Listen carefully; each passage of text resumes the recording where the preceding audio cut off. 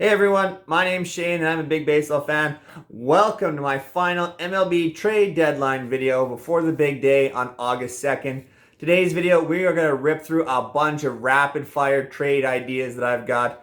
I'll just be talking about the destinations where the players are going to, not necessarily what's coming back, a potential package in this video. If you want to see some of my videos on the bigger names like the Josh Bells, Luis Castillos, Wilson Contreras, guys that I still expect to move, make sure you check those videos out. They're already on the channel. This video is a little bit stepped down and actually some bigger names by the end. So make sure you check out all my trade predictions throughout this video. And if you're into this kind of content, make sure you hit that big red subscribe button. We're on our way to 50 subscribers. I'd love to hit it before the end of the season. So for now, we're going to jump right into some rapid fire trade talk. Let's go. Number one, Chicago's reliever, David Robertson. Free agent at the end of the year, 1.93 ERA and 13 saves with the Cubs. Such a good year so far for Robertson. I think David Robertson ends up with the New York Yankees. The Yankees need a little bit more bullpen depth. Robertson has a lot of experience pitching for the Yankees in the playoffs, so I think this is a move that the Yankees can make, especially to fill in for the absence and injury to Michael King. Another closer with Colorado Rockies closer Daniel Bard. 37-year-old, also a free agent at the end of the year. 1.96 ERA in Colorado is absolutely incredible. I've got Daniel Bard going to the Toronto Blue Jays. The Blue Jays need a high-velocity type arm that Bard could bring to their bullpen. Jordan Romano has had some hiccups of the last little while in the closer's role, so I think a combination of Romano and Bard at the back end of that bullpen, combined with lefty Tim Meza, would really help the Toronto Blue Jays. Rockies teammate Alex Colomé, 33-year-old, also a free agent at the end of the year. No home runs given up by this reliever this year. That's very important in Colorado. I've got Colomé going to the Mets. The Mets could really use some depth at the end of their bullpen. Colomé can bring a lot of quality innings to the Mets. He's got a lot of experience in the postseason. I think he's a real good depth fit for the New York Mets. Maybe the most impressive reliever to date that's available at the MLB trade deadline is Baltimore closer Jorge Lopez. 1.62 ERA, 17 saves. He is arbitration eligible for a couple more years with Baltimore. I think he sticks in Baltimore. I think the Orioles really have something with this bullpen. They would have to get a really impressive package to trade Jorge Lopez. I know relievers can be finicky from year to year, but I think Lopez offers such an important dimension to that Orioles bullpen and stability at the back that I just can't see them trading Lopez unless they get something back that really helps their team this year and going forward. So for that, I think Lopez sticks in Baltimore. Another big-time reliever out there, David Bednar, 27-year-old. He's in his pre-arbitration contract still with the Pirates, so he's under team control for another 3 years at least. 11.7 Ks per 9, 16 saves, a big power arm. He's a native of Pittsburgh, so I have Bednar staying with the Pirates. I think Pittsburgh is a couple years away from really putting together a solid team, so I think Bednar really fits their window. They're really building around players like O'Neill Cruz and Ke'Bryan Hayes.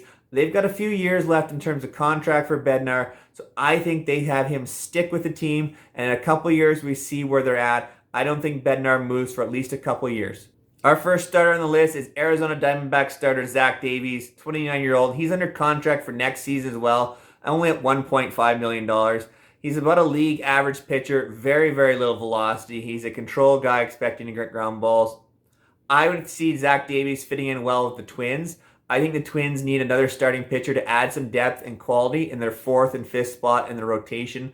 If they're going to really contend here in the AL Central, they've got to get some quality innings out of their starters. The top end has been very good. I think they need some more depth. I think Zach Davies would fit in very well in Minnesota. Next starter up is Rocky starter Chad Kuhl, 29-year-old, free agent at the end of the year. He's thrown 92 innings with 6 wins this year. That's been a very good year for him so far. I think Chad Kuhl returns back to the NL Central, who spent so many years with the Pirates, but this is a time with the St. Louis Cardinals. I think the Cardinals need some depth at the back end of their rotation as well. They know a lot about Chad Kuhl, a very good sinker pitcher, gets a lot of ground balls, that fits very well with what they're trying to do in St. Louis. And playing in that ballpark in St. Louis, not as homer happy as Colorado, I think he'd fit really well with the Cardinals and their defense. So I've got Chad Kuhl landing in St. Louis.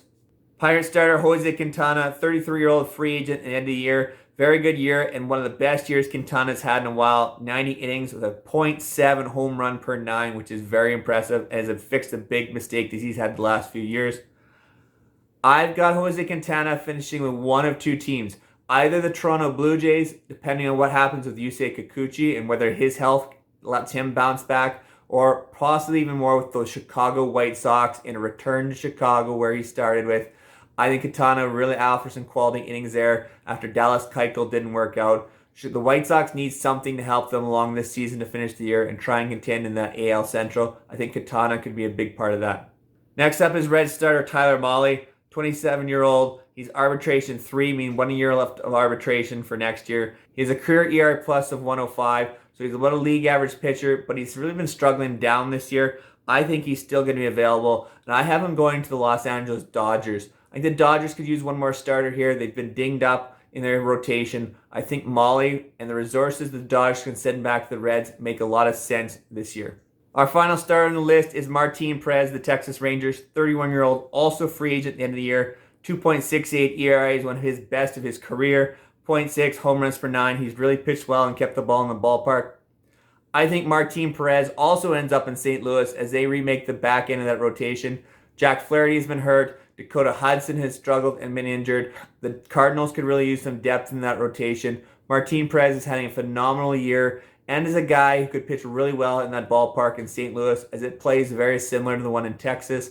I think Martin Perez has to be on the move. Texas has to recoup something for having Perez have his best year ever. I think it's really important for Texas to make this type of trade. Now, this is one spot where I could see a player being traded and end up being back with the team the following season.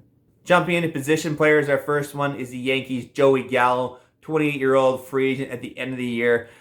Gallo's struggles have been well documented. He's had too many strikeouts that have really affected his production. He's always been a strikeout guy, but he's just had far too many this season. I think the Yankees have to either move him or cut him. I think he has to move on. And then Gallo ends up with the Texas Rangers. Texas would be a great fit. Gallo going back there.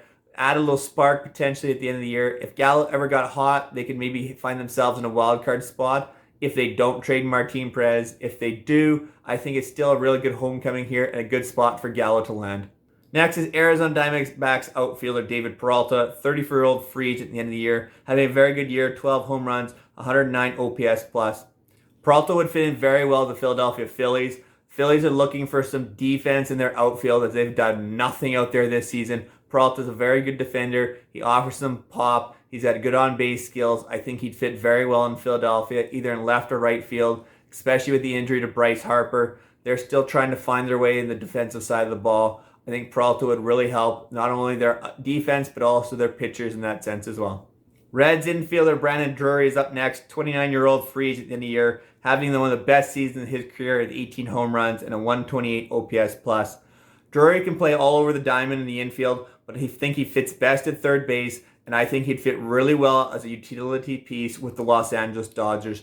The Dodgers could really use some help at third base. Justin Turner's having his struggles this year. They could maybe use him in the third base position and let Turner DH a little bit more and give them some more production that way. Max Muncy has also struggled this year as well. So I think corner infielder like Brandon Drury with experience all over the diamond would really fit well in Los Angeles.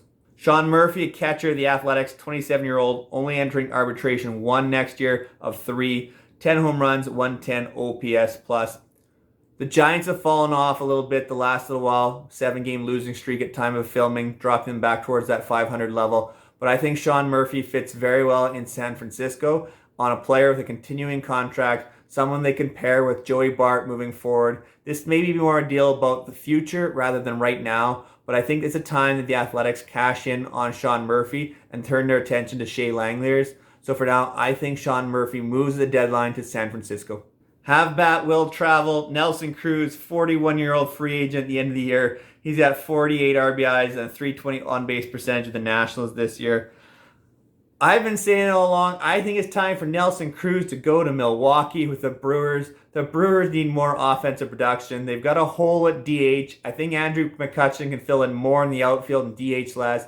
I think Rowdy Tellez can play that first base position consistently for the Brewers and give Nelson Cruz an opportunity to provide them some much needed offense. Chicago Cubs outfielder Ian Happ is the next on the list. 27-year-old, arbitration 3 next year, meaning he's got 1 more year of team control. He's at 44 RBIs and a very impressive 129 OPS plus this year.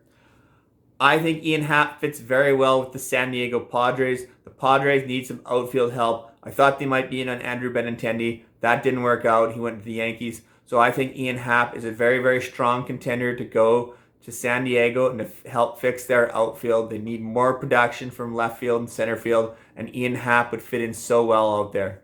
Trey Mancini, 30-year-old, he's got a 2023 contract, a $10 million mutual option between the team and player, which means he's probably going to become a free agent. 9 home runs this year, the 117 OPS plus.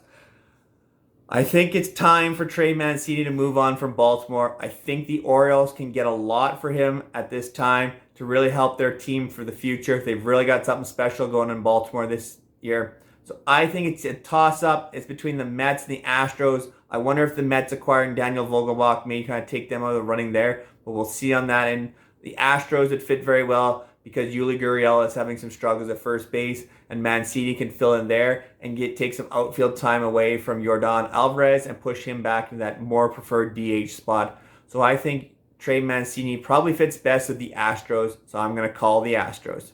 Pittsburgh Pirates outfielder Bryan Reynolds, 27-year-old, 2023 contract's already locked in at $6.75 million, 15 home runs, and 127 OPS plus. I know Reynolds is having a bit of a down year compared to last year, but 127 OPS plus is still very good. Reynolds is an all-star caliber outfielder who's staying in Pittsburgh. I know that everybody's talking that when is Reynolds going to be traded? No. Reynolds has 3 more years of control after this season for the Pirates. That, I think, is going to be used wisely by the Pirates. They need to see what they have in terms of a team with Ke'Bryan Hayes and Oneil Cruz for at least the next year to see where this team lands before they make any thoughts of trading Bryan Reynolds. Reynolds is not the type of player that's easily to replace, and there's no guarantee on prospects. You got at least another year, if not a year and a half, before you have to trade Bryan Reynolds if things aren't working out. So I have Reynolds staying in Pittsburgh. Here's the biggest name I think on the list. Shohei Ohtani, 27-year-old. 2023 contract is his last year on a $5.5 million deal. The 133 OPS plus, the 143 ERA plus. We know where we're getting Shohei Ohtani. I don't know what's going on with the Angels. I think this is a time that they have to trade Ohtani, but I don't think they're going to, which would be a huge mistake. I think they can get a ton of resources back for Ohtani. This is the time you deal him with a year and a half left on the deal. You're not going to get as much at the trade deadline next year. I don't think it's the type of move you'd make in the offseason. So it's either 1.5 or half the team is going to get him for. So I think Ohtani should be traded this year. I don't think the Angels are going to do it. But if there's one team out there that's going to make this deal, I think it's the Los Angeles Dodgers. I think the Dodgers would make a lot of sense for Ohtani. You pick him up for a year and a half. You have a very team-friendly contract next year, which doesn't affect your luxury tax that much. I think Ohtani would be the perfect fit for the Dodgers as they try to reclaim their World Series title. I think this is a deal that should happen, but won't happen. Thank you so much for making it all the way into the video. I have greatly appreciated all the support through these trade deadline videos. Again, if you missed one of them, make sure you go back and check it out. See if your player has been traded or not. Let me know in the comment section down below what your predictions are. I love hearing from all of you. And while you're down there, hit that red subscribe button. I love talking baseball with everybody. So the more comments I get, the more I'll be talking back with you guys. Absolutely love it. Until next time, take care, everyone.